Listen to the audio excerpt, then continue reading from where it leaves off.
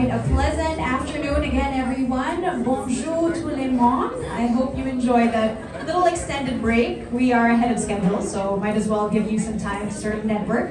But there will be obviously some socials happening after the program, so feel free to stick around after this, all right? We're happy that our space continues to be filled with the presence of change makers, thought leaders, and sustainability champions, especially as we come to the last of our 5 Ps, the prosperity category.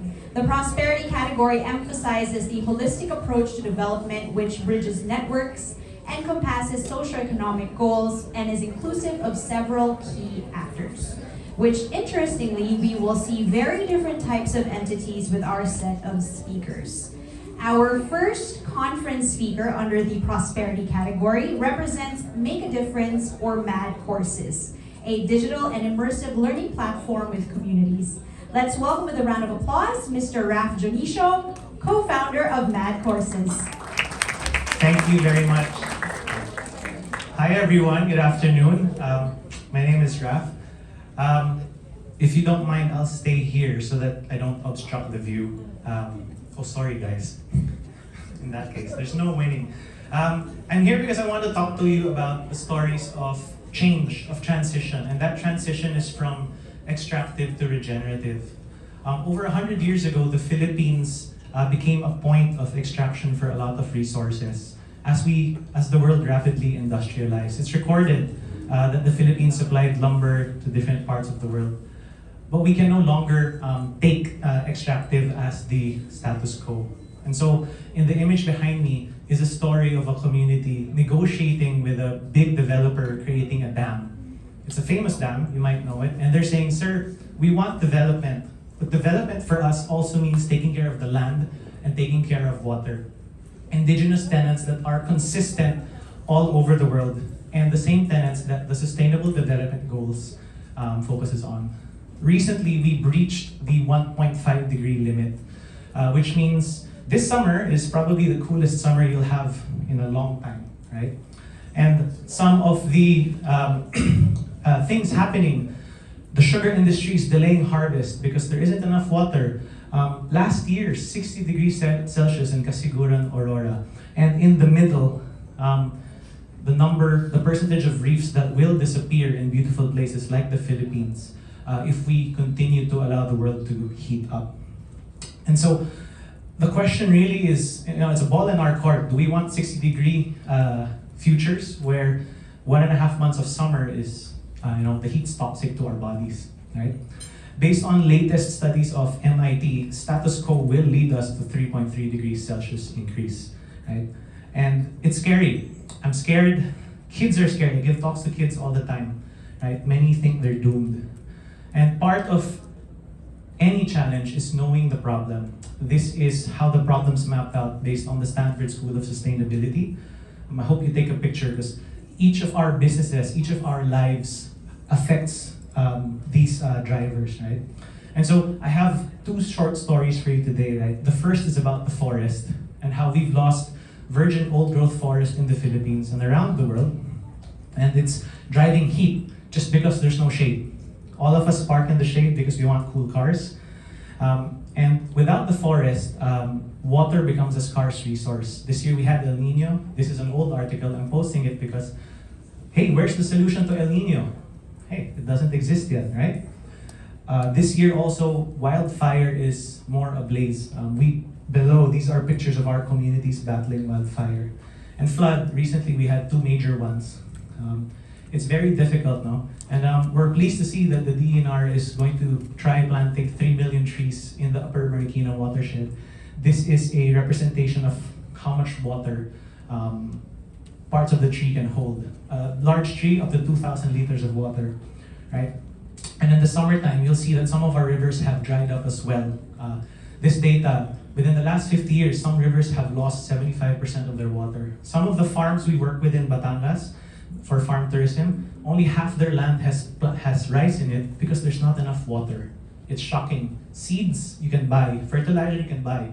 Water, how do you manufacture water in the middle of a dry spell, right? And so this short video explains very well how protecting our watershed can provide water during the summer and how we can provide flood protection in the rainy season. So you see the two boxes on your left and right. On the left, it's flowing, it's from the top, it's a landslide, it's a mudslide, right? You're not protected if the mountain behind you is a mountain that's bare. On your right side, water flows very slowly and it flows from the bottom and it flows clean because that's what the watershed does, it protects, right? And so whether it's flood or fire or drought, rice is very expensive because you lose a lot of crops now. And this brings us to the valley that we work in San Felipe, Zambales. We've tried to work with them using ecotourism as a start. Their forest, 4,000 hectares, right? So here are some activities. If you don't want to walk the 10 kilometers, take a Carabao cart. There's, of course, cultural interaction and immersion, right? And then we train our communities to provide restaurant-level food. Of course, not Ascot level, but at least something to look forward to when you get there. You know? And then you can dance and you can plant as much as you like. Now, on our first successful tour, we were supposed to pay the chieftain in one day what it would take him 1 month to earn. That's the power of tourism. That's why Boracay, Siargao, La Union are all gentrifying like crazy. But he shocked us because when I was going to give him the 4,000 pesos, he said, "Sir, I don't want the money." It shocked me. Why would a chieftain who did not finish 6th grade reject money from, it's legally and it's honorably earned through tour guiding, through food preparation? And he said, "Sir, if you give me money, I might spend it on cell phone credits, on 3-in-1 coffee, on cigarettes. None of that is sustainable for my community. But look at our land. It's huge but empty. So if you're serious about helping us, bring us seeds. Because if you give us seeds, my community will plant it. And even if someone steals it, the thief will probably plant the seeds. And our community will benefit in the long term." And so here I was, a graduate from a top local university, learning about sustainability and restoration from a 6th grade dropout, right? Indigenous wisdom at its finest. And so we did two things. We started planting for the rainforest. We started picking up seeds. This is the before and after.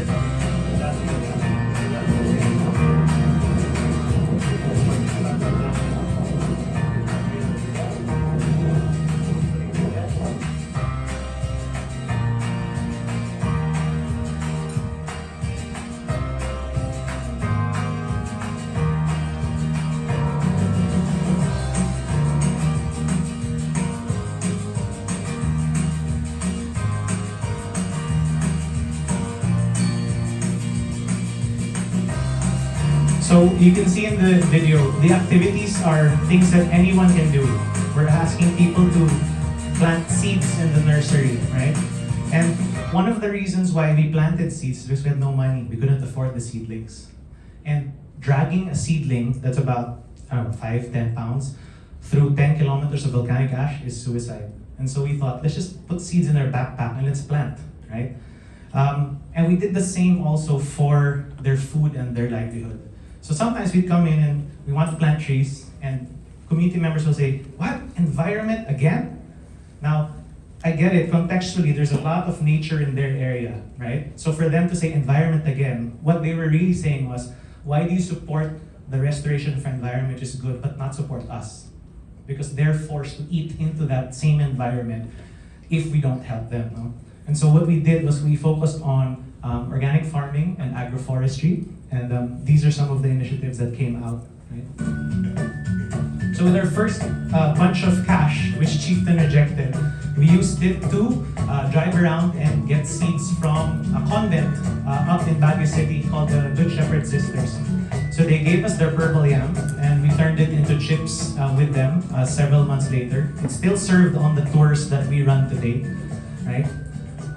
We started picking up seeds from other forests, and then anyone can plant, kids, adults, fit, not so fit, right? And we started planting, and as things grew, animals started to come back. It got a lot cooler, as much as 13 degrees Celsius cooler. And as the trees bloomed, flowers would bloom. We started noticing bees coming back. And eventually, we started harvesting honey. Not in the farm way, but more in an organic way, right? And that honey is still for sale today. For communities with existing forests, we said, hey, let's already put some fruit trees in your area, COVID or none, because you can sell that to your guests, you can sell that to the hotels nearby, and it's nice that they have worked on it. No? Now, one of the miracle plants spouted around the world is bamboo. So I was able to strong arm my friends to plant bamboo on my birthday, and years later, we started harvesting and they now make crafts. The most popular of which is a bamboo star or parol, which is nice and traditional at Christmas time. Also zero waste, no plastic. And then, we go nuts over cashew. And the Philippines is importing most of its cashew right now from Vietnam and China. Currently, we have 20,000 growing and we're planting another 10,000 as we speak within this week. And as we harvest, we can sell as nuts, we can process. This is not our processing plant, it's DTI. We just connected with the local government. And so, we've tried to grow things. And as we grow things, what's important is that as the environment grows, so must the green economy. I know we talk a lot about circular economy, and that's important. But the green economy literally means that you can create wealth as nature regenerates. And so, cashew is one of those plants that we have. No? This was sent to me yesterday as a report. Aitas are on the top of the mountain planting as we speak. And last weekend, we also had a fishing community that does mangrove tours with us, adding more biodiverse mangroves to their area in Bohol, right? With communities and with nature, it's important that we have this idea of a water budget because it's often not taken into account. If you have an area, there's a water budget there that's dictated by how healthy your watershed is, right? And if you have water, here are some of the businesses that you can grow, which our communities are starting to grow. Cashew, right? It likes the heat, so it's climate tolerant. Coffee, it likes to stay in the shade under the shade of other trees. It only likes 4 hours of sunlight. And then tea leaves. We drink Chinese, Indian, Thai, UK tea. We do need more tea in the Philippines, right? So there's a lot you can grow, no? Now, I mentioned earlier that wildfire was an issue, and we have faced it quite a lot, right? This next video is like the book of Revelation. It's flood and fire in the same river, just 6 months apart. So this guy wanted to buy rice last August, and it was flooded in the river 8 feet deep. So the whole community's laughing, watching him, ready to rescue him in case, right? And then 6 months later, here's the same river, dry, and then look, the mountain's burning at the back. This was on an actual tour, right? You can hear the blaze in the background. So these are some of the things that we see, and these are symptoms of a very poor and weak ecosystem that needs our stewardship and our protection. And so as we looked into the fire, because we have to prevent the fire, the first 2 fires cost us 22,000 trees. That was very difficult. So what we found is a solution called biochar. You use pyrolysis, which is basically burning with less oxygen and much higher temperature, as high as 1,000 degrees Celsius. And you are able to harvest solid carbon.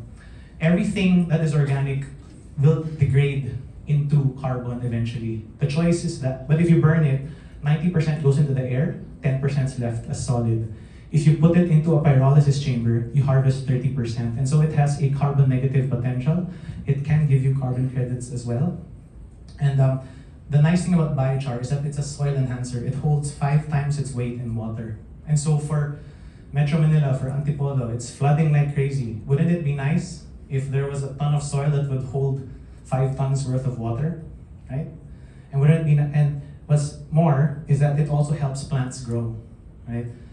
In this image, the plant in the middle is the tallest because it's the one that has access to the biochar. So again, prevent fire, reduce flood, increase the growth of plants. We're growing this today. We're implementing this right now, and everything we're planting has biochar in it today, right? Producing our own fertilizer. And the nice thing about biochar for those in construction is if you mix it with your paint, it can block heat. It can reduce temperature rapidly and also reduce rust.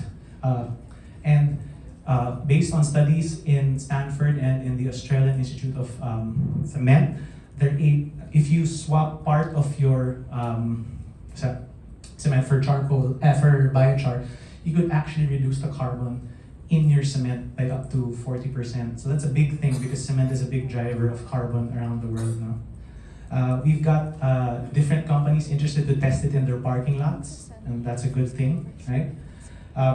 So we showed you a lot of info, and I guess what I want to say is a lot of people, you don't understand, and so you don't care, right? And so while we are mad courses, we are mad travel because we want to teach people, and hopefully in fun ways. That's why tourism became very important to us. No? And talked about the ridge, and we also wanted to make sure that the reef is okay. No? So I fell in love with the reef because I stayed in La Union for quite a while. This is our hostel in La Union. But I started surfing in waves like these. Can you imagine swimming in this? It's almost swimming like in Manila Bay. No? And so when we did research, we'd find rivers that are this polluted in the Philippines, right? And we're all part of that issue because we consume a lot of plastic, which we have to avoid, right? And as time goes on, plastic that reaches, goes through rivers, gets into the bellies of fish, because these fish can't identify between a plastic bag and jellyfish. This is yellowfin tuna, right? So if you like Japanese food, you and I are victims of plastic for sure. No? So plastic, additionally, can make corals sick. 89% likelihood of getting sick. And a hectare of corals produces 1,000 kilos of seafood per year per hectare. And so we did a study. We mapped out how much food are we losing out in Manila Bay, in Laguna de Bay, in Pasig River, because it's dirty, right? Here's the answer. Almost 4 million kilos of seafood a year. You won't want to eat it because it's dirty, right? But we can clean it up, right? And the message here is if it's cleaner in the environment, our food gets cheaper. Not only, and of course, the carbon play as well, no? And so one of the things we did is we made a movement called the Plastic Solution. We wanted to get people to recycle, right? I'll show you a short clip of what we're trying to do in La Union, right?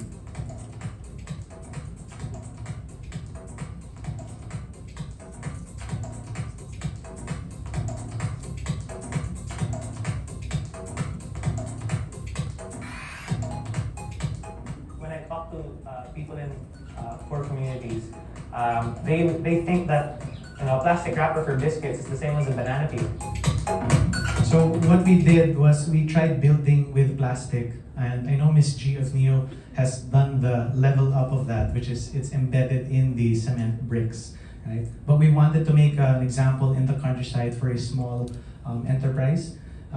This wall is 1.5 tons of plastic waste, and we got to about 10 tons, but that's a drop in the bucket, right?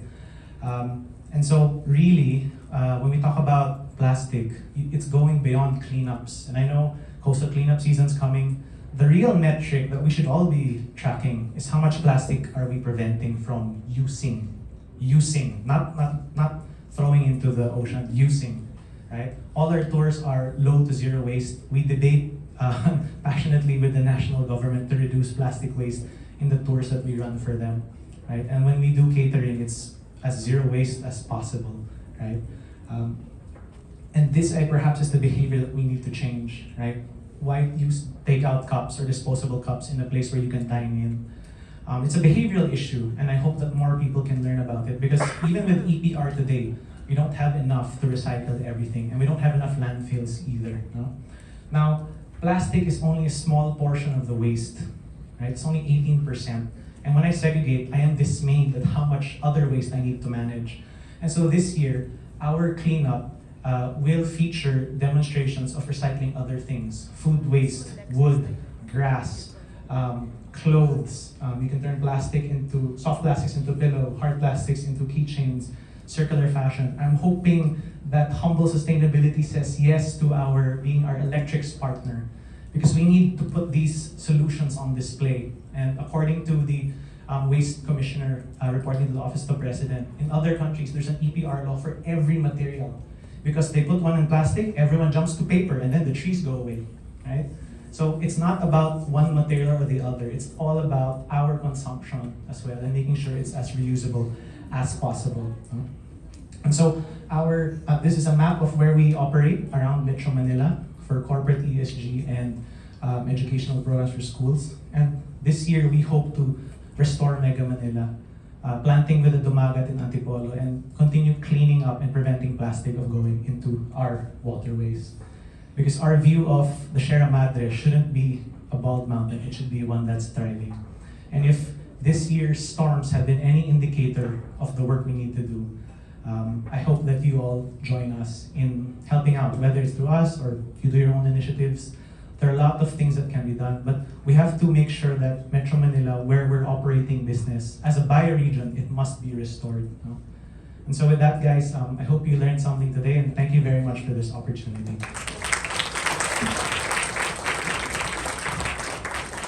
Thank you very much, Raf, and thank you for enlightening us and reminding us of the ecosystem issues that we're facing today that ranges from increasing temperatures to the scarcity of water to drought and also waste mismanagement, which are the root causes of a lot of the concerns that we experience today, as well as educating us on, the activities and the things that we can do to alleviate these concerns, right? International development and cross-border cooperation are also recognized as a strong facet of the prosperity category. A good example of which among the Filipino-French community is Agence Française de Développement in Manila. Let's welcome our second to the last speaker, Benedict Gazon, the agency's director, to share about AFD in the Philippines.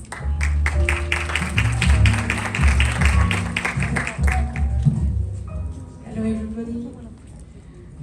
I was very much impressed by the presentation I saw this morning and just at the moment. Mine will be more institutional, but you'll see we have a lot to share and it's very complementary. So that's me, but I need help. Voilà. So AFD Group, who are we? So we are the public entity, the Development Bank of France. We are part of the French international ecosystem of public entities. We are serving France policy in terms of development, official development assistance. And since 2021, we have a law that gives a framework to our activity, and the law is about sustainable development and international solidarity. So that's a new concept under we place our activity. We are a group. AFD as a mother company is financing the public sector, meaning the state, government-owned corporations, or in some other countries, not here in the Philippines, but we can also finance LGUs. And we have two subsidiaries. The first one, Proparco, is dedicated to finance the private sector abroad. And we have also Expertise France, which is doing technical cooperation and a lot of capacity building. So the basis of our action is, well, in a nutshell, we are meant to produce SDGs. It's our role, it's our mission, so we refer to a lot of concepts, to common goods, which are climate, biodiversity, peace, gender equality, education, growth. And our action is, we have two main drivers, the climate change and just transition. So to do that, we have different tools. We have financial tools, so we do loans. We can do in very poor countries also grants. And as a result, we try to make our contribution to all SDGs that we can on the 5 P's that you discussed earlier: planet, prosperity, people, peace, partnership. So that's what we do around the world. I think, yes. So We are working in 160 countries in the world as a group, so it's a lot, and approximately 30% of our activity is dedicated to Europe and Asia, Eurasia. So what do we do in the Philippines? So in the Philippines, what we do is official development assistance, and in the panorama of actors, we are relatively small compared to the big players, which are ADB, JICA, World Bank. So we do more or less the same jobs that they can do, but we are the bilateral instrument of the French government. So,